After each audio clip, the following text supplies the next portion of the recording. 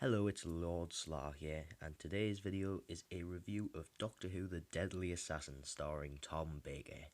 So, if you remember last week, I did a top 5 Tom Baker stories. Well, it might not be last week, but it was last video. I did a top 5 Tom Baker stories, and I forgot to put this in the honourable mentions, because I definitely like it more than Planet of Evil. Kind of on the same level as Out in Space, so it really should have been on there, but for one reason or another, I forgot about it. But that doesn't matter, because I'm going to come at you today with a review to make up for that. So I think this is how I'm going to be doing things from now on. After a top 5, I'm going to do a couple of videos relating to the top 5. You know, things that I may not have got talk about in the top 5, or talk about something more in depth if I feel like I want to cover it. Whatever, you get the picture. Let's get into the review. So, The Deadly Assassin is a story of experimentation. It's the first time we properly see the Time Lords, because this is the first story fully set on Gallifrey.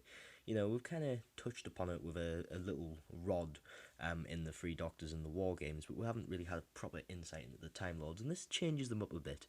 They were kind of otherworldly, godly beings in those episodes, where and here they're more kind of stuffy old politicians, which a lot of people don't like this change. And while I do agree that the other one was better, I'm up for them changing it up if like they want to, because I like how it was presented here.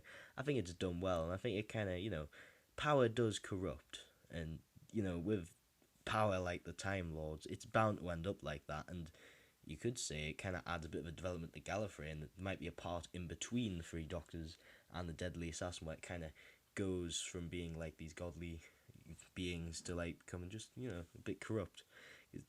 That's what happens when people get power. So it's quite an interesting take on it. Another thing this story does is it's the first companionless episode. Well, that's if you don't count Mission to the Unknown, but that had no Doctor either. So yeah, it's just the Doctor. Sarah Jane's left. It's before he meets Leela. It's just the Doctor, and the production team actually did this to try and prove to Tom Baker that it wouldn't work. And it did work here. And while I don't think the Doctor should go companionless for one, I find that having a companionless episode occasionally can work, and it can do something for the Doctor. I mean, look at Heaven Sent. I mean, how bloody excellent is that story? And that's one of the first companionless episodes we've had in a long time. So it's good to break it up occasionally, and it can really develop the Doctor quite a bit, especially when you're kind of just putting them and not much else to really give their all, give their good performance, because Tom Baker gave a good performance here, Capaldi gave a good performance in Heaven Sent, so it's an interesting way of doing things, and I think it worked here, which is unfortunately for the production team who were trying to prove that it wouldn't work to Tom Baker, but oh well.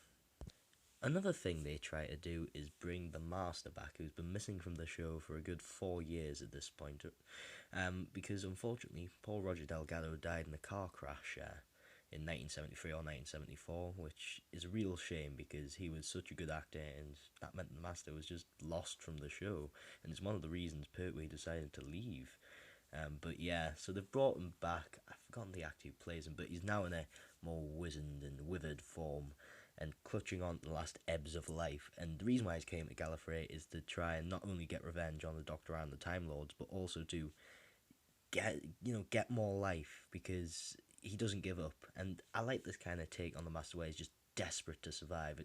It happens again in the Keeper of Chalk, and then later on in Survival, and even End of Time. But the less said about the End of Time, the better, really. But the point is, I like what they did with the Master here. Even if the parts where he plays a big part in the story aren't the best parts necessarily, but I like the idea behind it, and I like the way he's played. I don't feel like the Master's wasted here. I just feel like the parts where he was in could have been done better. So let's kind of dissect the episodes a bit here. So episode 1 and most of episode 2 is a bit of a murder mystery. The Doctor gets a premonition that the President's going to die. He then does die, and the Doctor is blamed for it. And so the Doctor kind of managed to semi-convince somebody that he might be innocent, and then it's all about trying to work out, who did it. They managed to link it back to the Matrix, and then the moment the Doctor goes in Matrix, the episode takes a completely different tone. Like, it goes from murder mystery just to all-out trippy. I'm talking like Snake Dance and Kinder style of trippy. Like, it's pretty weird. And that kind of goes on till the end of episode 2 and the beginning of episode 3.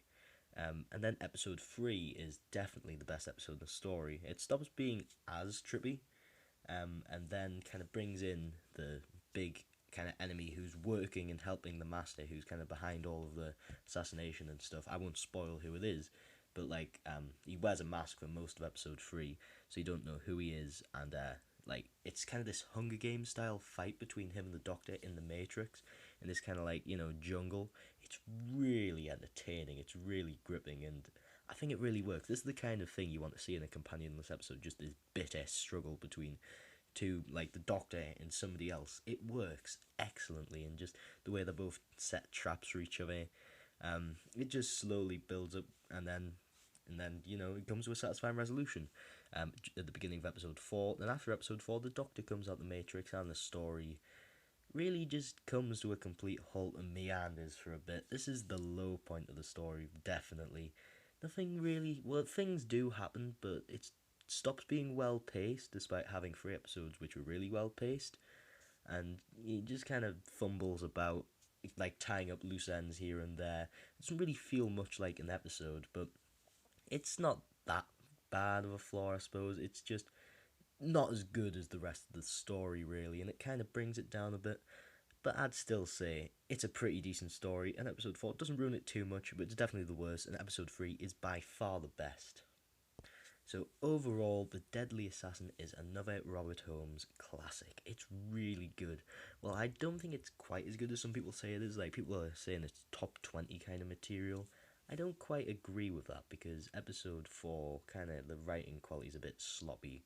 The plot kind of loses its focus, and pacing goes a bit downhill. But the first 3 episodes are still really good, and I definitely recommend it. It's a perfect example of how to do a companionless episode, and if you like Heaven Sent, you will like The Deadly Assassin.